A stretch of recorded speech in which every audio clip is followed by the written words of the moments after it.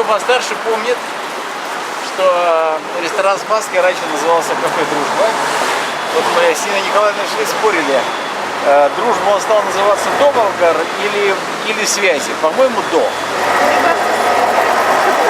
Но я точно, честно говоря, не помню.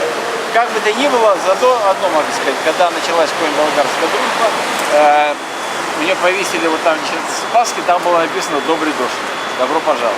Там были болгарская кухня, болгарские, так сказать, такие, можно было блюда заказать. А самое главное, у нас же, знаете, сколько мероприятий проводилось совместно с болгаркой, да?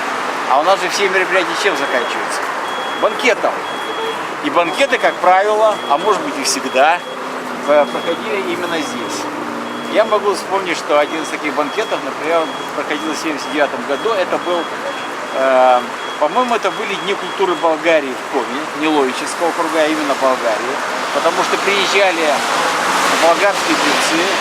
Был такой очень популярный певец Петр Чернев. Кстати, Бисер Киров, который все знаете, тоже приезжал, но не в тот год.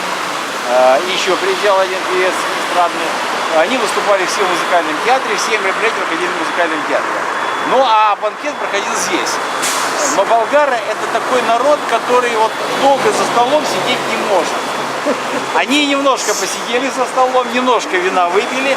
И дальше это был конец августа, было очень тепло. Движение было не такое сильное. Вот. Они все выскочили на улицу и стали танцевать, а танцевать, не знаете, как они. Хором, да, они друг друга, значит. Причем они не только, они всех прохожих хватали и тоже свой круг. Причем, значит, люди несколько зажимались, старались выйти как-то из круга, их это шокировало большую часть. Но самое интересное, почти никто не уходил. Дальше было интересно посмотреть. Они всегда танцевали, все это проходило очень радостно.